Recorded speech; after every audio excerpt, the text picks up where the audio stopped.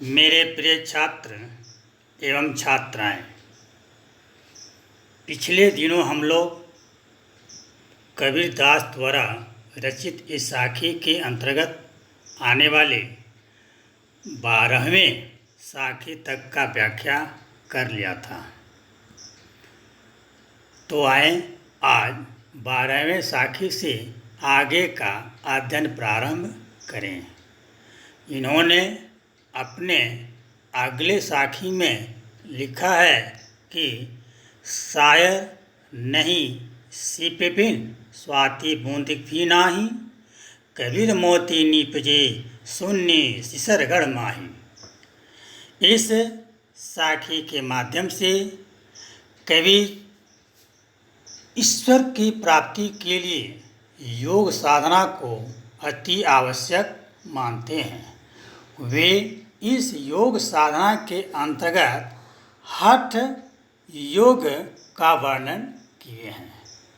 इस साखी के व्याख्या करने से पहले आए हम लोग इनमें आए हुए जो कठिन शब्द हैं उनके भावार्थ को सर्वप्रथम जान लें। इस साखी में आए हुए शायर शब्द का अर्थ होता है समुद्र अर्थात सागर।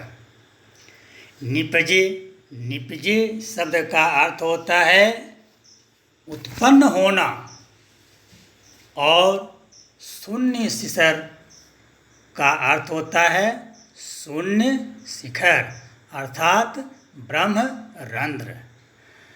इस साखी के भावार्थ जानने से पहले हम यह जान लें कि जो मोती की उत्पत्ति होती है यह समुद्र में होती है, अर्थात सागर में उपस्थित जो सीपी हैं या सीप हैं, उन सीपों में जब स्वाति नक्षत्र के जल के बूंद पड़ते हैं तो वे जल के बूंद मोती के रूप धारण कर लेते हैं।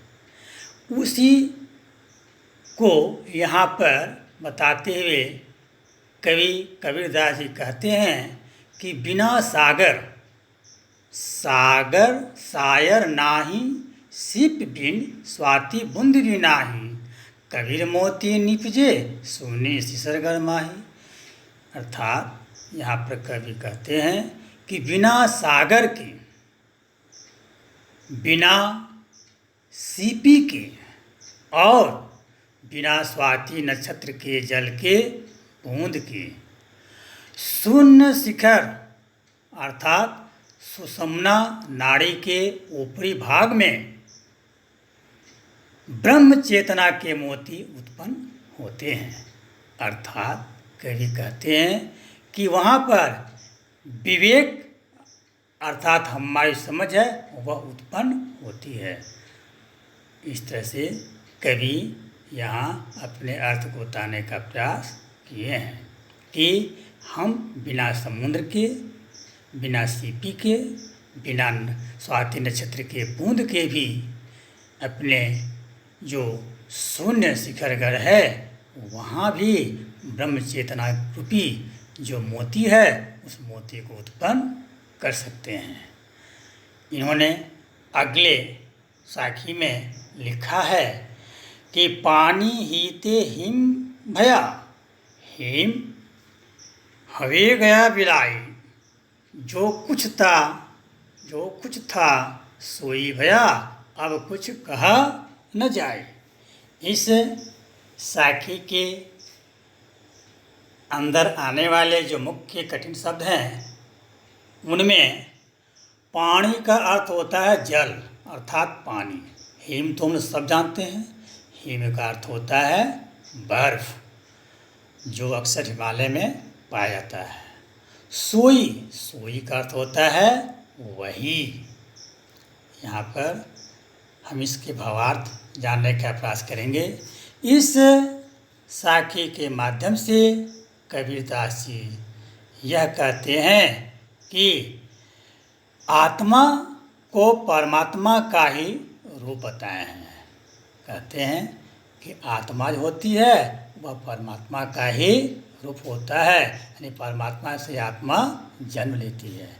ये कहते हैं कि पानी हीते हिम भया, हिम हवे गया बिलाई, जो कुछ था सोई भया, अब कुछ कहा न जाए। अर्थात कवि कहते हैं कि पानी हीते हिम भया, पानी से बर्फ हो गया। पानी जो है वही पानी जल बर्फ का रूप ले लिया, और हिम हवे गया बिलाई, और वह जो हिम है, वह जो बर्फ है, वह बर्फ फिर पिघल कर क्या बन गया, पानी बन गया। अर्थात पानी से बर्फ बना था, हिम बना था, और वही बर्फ पिघल कर पुनः पानी बन गया। हिम हवे भया बिलाई। आगे कहते हैं जो कुछ था सोई भया, अब कुछ कहा न जाए। अर्थात पानी जो पहले रूप में था वह अपने वास्तविक रूप में आ गया। बर्फ का जो रूप क्या था, पानी, अर्थात बर्फ क्या आ गया, अपने वास्तविक रूप में आ गया। कवि कहते हैं यह जो बदलाव हुआ, इस बदलाव के बारे में कुछ भी कहा नहीं जा सकता है। कवि का कहने का यहाँ अर्थ यह है, या उनका तात्पर्य यह है कि आत्मा जो होती है वह आत्मा परमात्मा का ही रूप होता है। यह आत्मा माया के कारण, संसार में फैले हुए माया के कारण अपना जो एक कारण है, प्रतीक है, वह प्रतीक लेकर रहती है। माया जब यहाँ से हटने पर वह पहले की तरह आ जाती है। कबीरदास जी कहने मतलब हुआ कि आत्मा परमात्मा से जन्म ली है, और वह आत्मा पुनः परमात्मा में जाकर विलीन हो जाती है। इससे से कवि का कहने का अर्थ यही है कि आत्मा और परमात्मा दोनों दो नहीं हैं, बल्कि दोनों एक हैं। जैसे बर्फ और जल दो नहीं हैं, बल्कि वह दोनों एक हैं, अलग अलग रूप में हमें दिखाई देते हैं। अगले साखी में कहते हैं हमारे कवि कबीरदास कि पंखी उड़ानी गगन को, पिंड रहा परदेश, पानी पिया चंच बिन, भूल गया यह देश। इससे साखी के अंतर्गत जो शब्द हैं पिंड, पिंड शब्द का अर्थ होता है पिंड। पिंड का यहाँ पर हम माने लगाएंगे इस शरीर से। पिंड का अर्थ होता है शरीर। चंच, चंच का अर्थ होता है पक्षी के चोंच, जिससे वह अपना आहार ग्रहण करती है या जल पीती हैं। पंखी, पंखी का अर्थ होता है पक्षी। और पानी, पानी का अर्थ तो मैंने पिछले भी साखी बताया था, पानी का अर्थ होता है जल। यहाँ इस साखी के माध्यम से जो कवि हैं वह कवि कबीरदास ने साधना की जो स्वरूप है वह परमात्मा प्राप्ति के स्थिति का उल्लेख किया है। यहाँ पर कहते हैं कवि कि पंखी उड़ानी गगन को, टेंड रहा परदेश।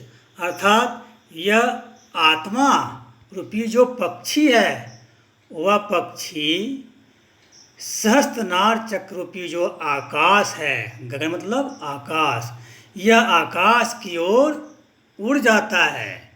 जब शरीर की मृत्यु होती है तो आत्मा रूपी जो पक्षी है, आत्मा जो है वह आकाश की तरफ उड़ जाता है और पेंड रहा परदेश।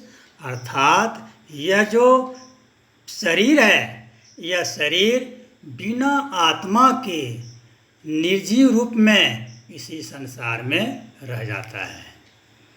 अगले पंक्ति में कहते हैं पानी पिया चंच बिन, भूल गया यह देश। कवि कहते हैं कि वह आत्मा रूपी जो पक्षी है वह आकाश में जाकर वह अपने जो इंद्रियों के बिना, यानी बिना इंद्रिय के हो जाते हैं और बिना चोंच से ही वह जो है ब्रह्मानंद रूपी जो जल है, अर्थात कह सकते हैं अमृत जल का वह पान करते हैं। और जब वह अमृत जल का पान करते हैं तो भूल गया यह उद्देश्य, अर्थात यह जो पृथ्वी है, नश्वर पृथ्वी है, इसको वह भूल जाता है।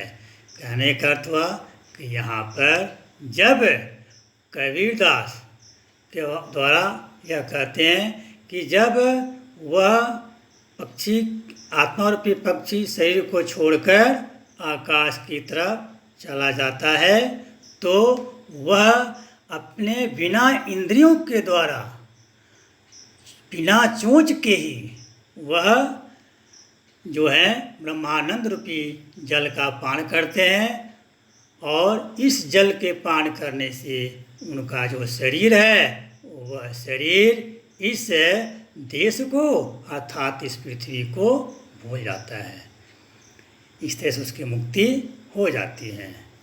अगले पंक्ति में कहते हैं हमारे कबीरदास कि पिंजर प्रेम प्रकाशिया अंतरी भया उजास, सुखी कस्तूरी महमही वाणी फूटी बास।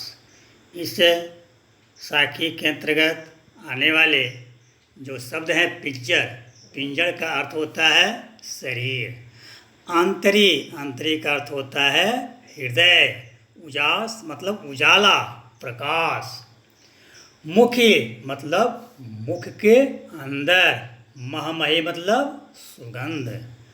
इस साखी के माध्यम से कबीरदास यह कहना चाहते हैं, अर्थात यह कहते हैं कि ईश्वर का दर्शन होने पर जो पृथ्वी पर पाए जाने वाले जो जीवात्मा हैं, उस जीवात्मा के मुख से निकलने वाला प्रत्येक जो शब्द होता है वह प्रत्येक शब्द प्रेम के रस से सिंचित होता है और वह सुभाषित होता है, अर्थात वह सुगंधमय होता है। इस साखी के माध्यम से कवि कहते हैं कि पिंजर देश प्रकाश या अंतरी भया उजास, मुखी कस्तूरी महमही वाणी फूटी वास। कवि कबीरदास जी कहते हैं कि ईश्वर का साक्षात्कार होने पर, ईश्वर के दर्शन होने पर इस आत्मा के, अर्थात शरीर के जो हृदय हैं, वह जो हृदय में प्रेम का प्रकाश फैल जाता है। जीव के हृदय में प्रेम रूपी जो भावनाएं हैं वह व्याप्त हो जाती हैं और उनके अंदर अंदर, अर्थात अंतरी भया उजास, अर्थात उनके भीतर ही भीतर यह जो सारा प्रकाश है वह छा जाता है, अर्थात ज्ञान रूपी प्रकाश छा जाता है। इसके हो जाने से कवि कहते हैं कि मुखी कस्तूरी महमही वाणी फूटिवास, अर्थात मुख से राम नाम की जो कस्तूरी है वो कस्तूरी जैसी सुगंध आने लगती है और जीवात्मा के जो वाणी में प्रभु प्रेम की सुगंध निकल आती है। इस तरह से कवि यह कहते हैं कि ईश्वर से जब मेरा दर्शन होता है, अर्थात ईश्वर से साक्षात्कार होने पर जीवात्मा जो होती हैं वह बहुत ही पवित्र हो जाती हैं, साफ हो जाती हैं, निर्मल हो जाती हैं और उनके जो गुण हैं वह बढ़ जाते हैं। अगले इन्होंने साखी में लिखा है कि नैना अंतरी आवतु जो ही नैन छेपेयूं, ना ही देखो और को ना तुझ देखन देहूं। इसमें कबीरदास जी कहते हैं कि पहले साखी के आने वाले जो मुख्य शब्द हैं उसको हम जान लें। अंतरी का अर्थ होता है अंदर और झपेयू, झपेयू का अर्थ होता है बंद कर लूँ, आँखें बंद कर लूँ। वो मन होता है मैं। आए इसके व्याख्या करें। नैना अंतरी आव तो ज्यों हो नैन झपेयूं, ना हो देखो और को ना तो देखन देहूँ। अर्थात यहाँ पर कबीरदास जी कहते हैं कि हे ईश्वर, जैसे ही मैं अपना नेत्र बंद करूं, हे ईश्वर, जैसे ही मैं अपना नेत्र बंद करूं तो मेरे नेत्रों के अंदर, हमारे आँखों के अंदर बहुत जल्द आकर समा जाना, बैठ जाना। क्यों ही नैन झपेयूं, ना हो देखूं और को ना तुझ देखन देहूं। अर्थात कहते हैं कि तुझे अपने नेत्रों में बंद कर लूं, अर्थात तुझे अपने नेत्रों में बंद करके ना तो मैं किसी अन्य को तुझे देखने दूं और ना ही तुझे किसी अन्य को देखने दूं। अर्थात तुझे भी कोई न देखे और तुम भी ईश्वर किसी को मत देखो। इसका अर्थ यह है कि यहाँ पर परमात्मा ईश्वर को आत्मा कहती हैं कि हम दोनों एक दूसरे में समा जाएं, अर्थात हम एक दूसरे को देखें, हम दोनों के अलावा किसी तीसरे को न देखें। यहाँ पर आत्मा के परमात्मा के प्रति जो अनन्य प्रेम है, उस अनन्य प्रेम के भावनाओं को दर्शाया गया है। अगले पंक्ति में कबीरदास जी लिखे हैं, कबीर हरि रस यों पिया, बाकी रही न थाकी, पाका कलश कुम्हार का, बहुरी न चढ़े चाकी। इसमें कहते हैं, इसके कुछ शब्द हैं, हरि रस। हरि रस का अर्थ होता है ईश्वर के या भगवान के जो भक्ति रूपी जो रस हैं, जो भक्ति रूपी जो भावना है, उसी को कहा गया है हरि रस, ईश्वर के भक्ति रूपी रस। थाकी शब्द का अर्थ होता है प्यास लगना, किसी की प्यास आना, उसको कहा जाता है थाकी। चाकी कहा गया है कुम्हार के चाक को, जिस पर मिट्टी के लोंदे रखकर मिट्टी के बर्तन बनाए जाते हैं, उस चाक को कहा गया है चाकी। इस साखी के माध्यम से कबीरदास जी कहते हैं कि मनुष्य जो हैं वह प्यास के कारण ही, अर्थात तृष्णा के कारण ही संसार के आवागमन से मुक्त नहीं हो पाता है। कबीर ने यहाँ पर यह कहते हुए कहते हैं कि कबीर हरि रस यों पिया, बाकी रही न चाकी, थाकी, पाका कलश कुम्हार का, बहुरी न चढ़ी चाकी।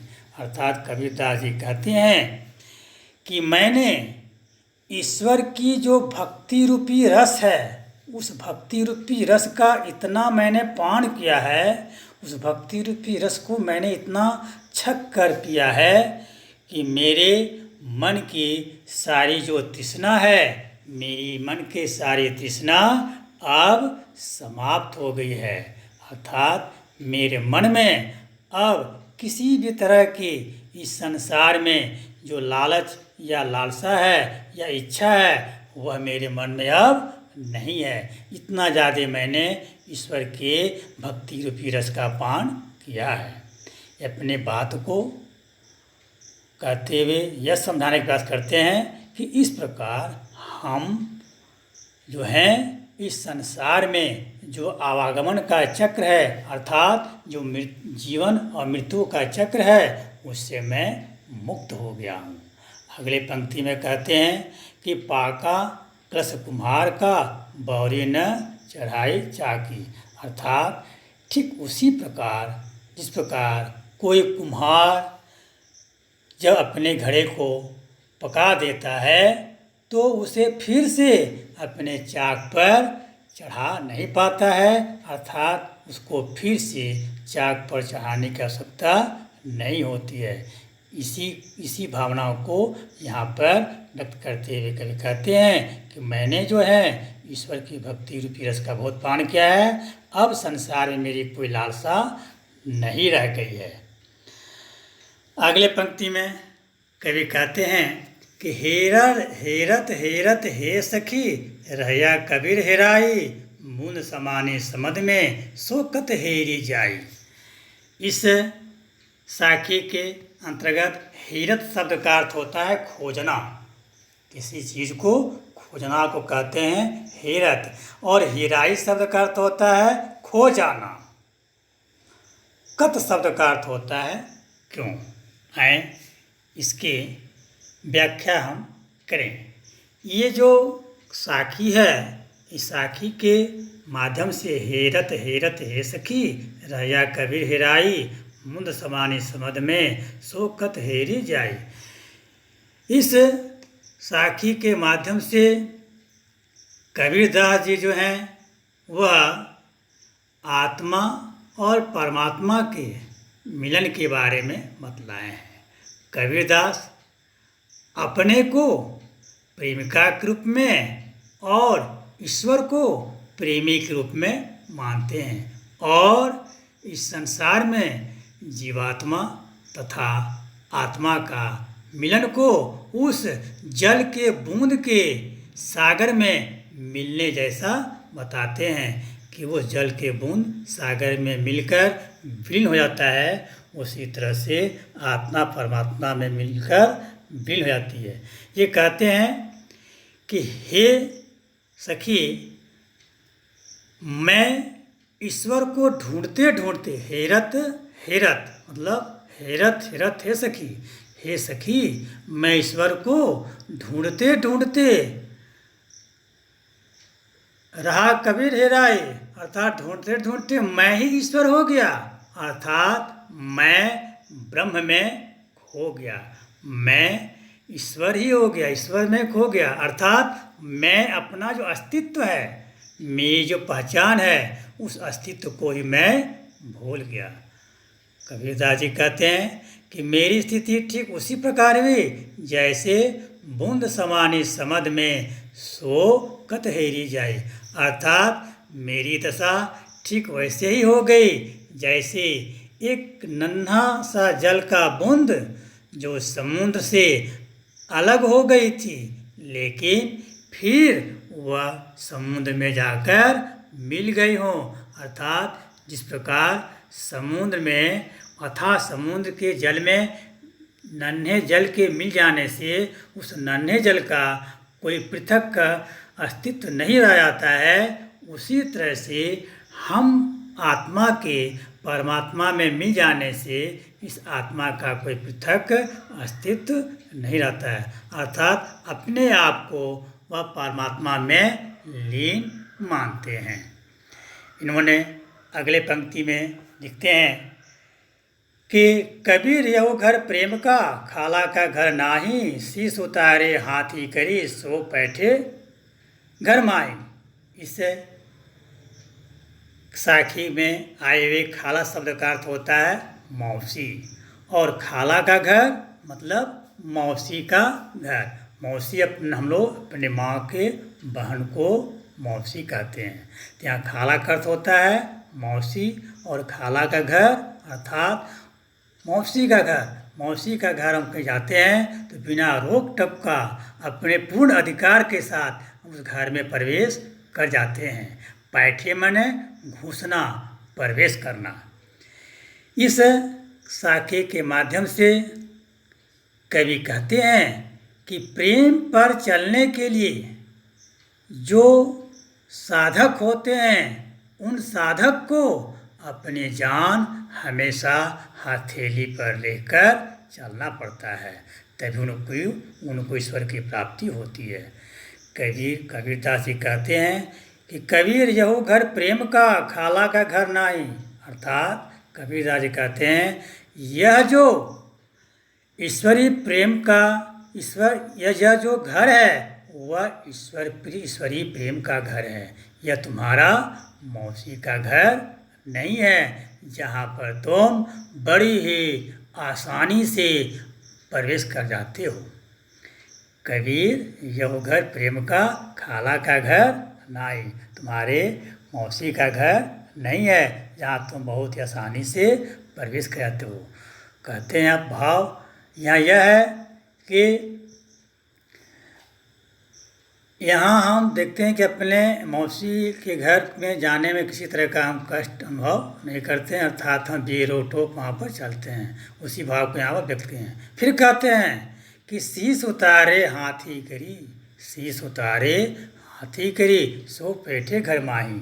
अर्थात कहते हैं कि कोई भी व्यक्ति के लिए इस ईश्वर के घर आने के लिए यह प्रेम ईश्वर के प्रेम रूपी घर में आने के लिए अपने सिर को काट कर हथेली पर रखना पड़ता है, तब कहीं जाकर वह इस ईश्वर के प्रेम रूपी घर में प्रवेश करने का उसे अधिकार मिलता है। अर्थात वह यह कहना चाहते हैं कि साधक अर्थात कोई भी व्यक्ति जब अपने अंदर जो अहंकार की जो भावना होती है, वह भावना जब पूरी तरह से उनके हृदय से मिट जाती हैं, तभी वह व्यक्ति के मन में या उनके हृदय में ईश्वर का प्रेम मिल सकता है, प्राप्त कर सकता है। अन्यथा अहंकार को रहते वह ईश्वर के प्रेम को प्राप्त नहीं कर सकता है। इसके लिए उसे ईश्वर का प्रेम पाने के लिए उस व्यक्ति को अर्थात उस साधक को अपना सब कुछ हमेशा बलिदान कर देने के लिए तत्पर रहना चाहिए। अगले पंक्ति में कवि कहते हैं कि जब मैं था तब हरि नहीं, अब हरि हैं मैं नहीं, सब अंधियारा मिट गया जब दीपक देखा माही। इस साखी में मैं शब्द का अर्थ होता है अहंकार, अहम भाव। अंधियारा शब्द का होता है अंधकार। यहाँ पर अंधकार अज्ञान को कहा गया है, अज्ञान रूपी अंधकार। माही मतलब अपने अंदर हृदय में। इस पंक्ति के माध्यम से कबीरदास अहंकार के जो परिणाम होते हैं, जो उसके आने वाले जो परिणाम के बारे में बताते हुए कहते हैं कि जब मैं था तब हरि नहीं, अब हरि है मैं नहीं। अर्थात जब मेरे हृदय में, मेरे मन में जब अहंकार था, तब मुझे अपने हृदय के अंदर परमात्मा की प्राप्ति या ईश्वर की प्राप्ति नहीं हुई। जब मेरे अंदर अहंकार की भावना समाप्त हो गई, अर्थात अंधकार के भावना के समाप्त होने पर ही मुझे ईश्वर की जो प्रेम है उस प्रेम की प्राप्ति हुई, अर्थात ईश्वर को मैंने प्राप्त किया। जब मैं था तब हरि नहीं, अब हरि है मैं नहीं, सब अंधियारा मिट गया जब दीपक देखा माही। कहते हैं कि जब मैंने अपने हृदय में ज्ञान रूपी जो दीपक को प्रज्वलित किया, जलाया, तो मेरे अंदर के जो अज्ञान रूपी जो अंधकार था वह अंधकार दूर हो गया। कवि का यहाँ कहने का अर्थ यह है कि जब मुझे ज्ञान की प्राप्ति हुई, तो ज्ञान की प्राप्ति होने के बाद मेरे मन में जो अहंकार की भावना थी वह भावना अपने आप ही दूर हो गई, और इस अहंकार की भावना के दूर हो जाने के बाद मुझे ईश्वर का दर्शन प्राप्त हुआ, अर्थात मुझे परमात्मा के साक्षात्कार हो गए। इस तरह से कबीरदास जी ने इस साखी के माध्यम से बहुत ही मार्गदर्शक बातें बताई हैं, जिन्हें हमें हमेशा अपने जीवन में उतारना चाहिए। आज के लिए इतना ही। अगले दिन अगले अध्याय का अध्ययन करेंगे। तब तक के लिए धन्यवाद।